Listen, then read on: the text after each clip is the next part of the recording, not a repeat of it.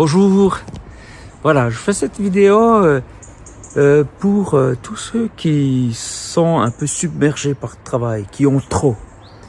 Voilà, un petit encouragement, un petit conseil, je sais pas, quelque chose qui m'a beaucoup aidé moi.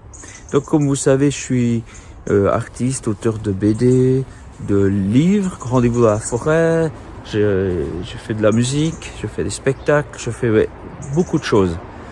Et ouais, je gère une équipe, etc.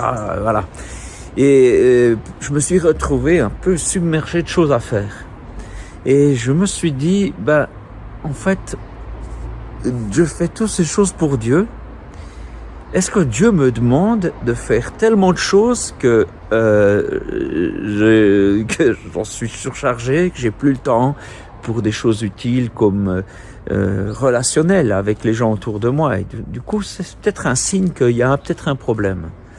C'est écrit dans la Bible, Jésus dit, « Venez à moi, vous qui êtes chargés, fatigués, et je vous donnerai du repos. » Ça c'est bien, mais la suite c'est « Et prenez mon joug, car je suis doux, car il est doux et léger. » Et qu'est-ce que c'est son joug?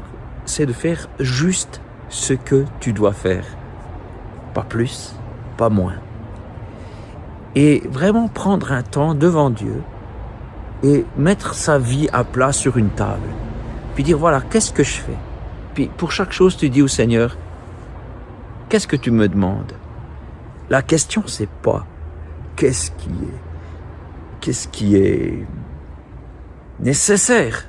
Parce vous êtes sûrement sollicité pour un groupe de jeunes, pour faire la cuisine à un camp, pour faire ces choses, telle ou telle chose, pour faire la musique. Si vous le faites pas, il y aura personne.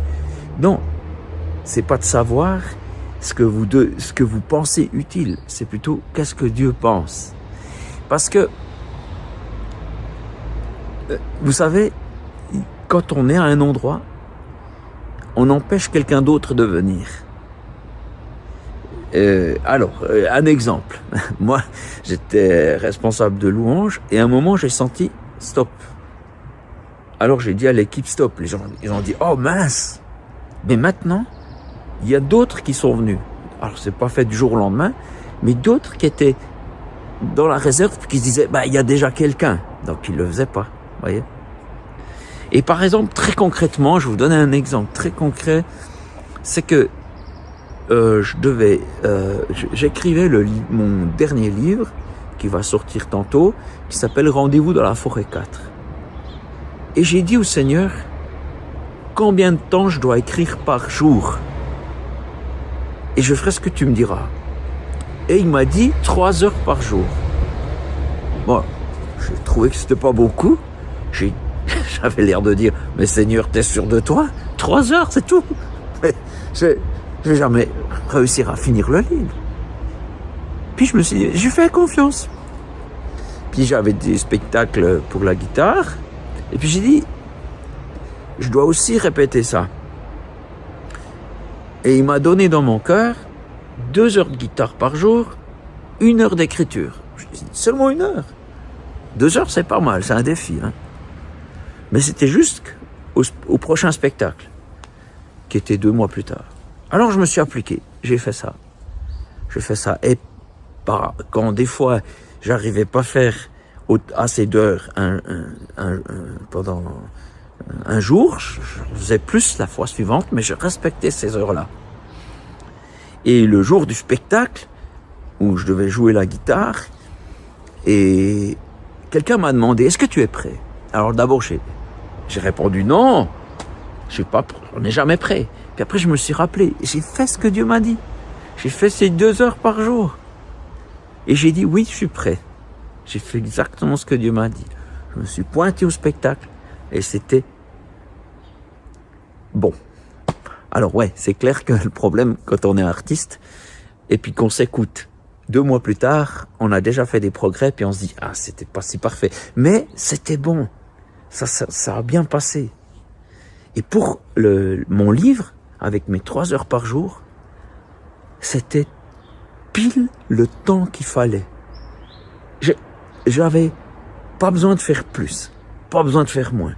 Et du coup, cette année, j'arrive là, dans 3 semaines, c'est le vernissage, c'est la sortie du livre. Tout a coïncidé pour être terminé à temps, sans qu'on soit stressé. On n'est pas en avance, on n'est pas en retard, tout rentre top, bien, comme dans un pulse. Et donc voilà mon conseil. Mettez votre vie devant Dieu, réfléchissez ce qu'il vous demande. Dieu vous aime. Son but n'est pas de vous surcharger le boulot. Son but, c'est que vous fassiez ce qui est bon, mais juste ça. Ne négligez pas le temps avec lui. C'est un gain de temps. C'est une priorité. Passez du temps de qualité avec Jésus vous fera gagner du temps et donnera de la qualité à vos journées. Voilà. Il y aurait peut-être encore d'autres choses à dire, mais c'est déjà une bonne vitamine si vous prenez ça. Soyez richement bénis.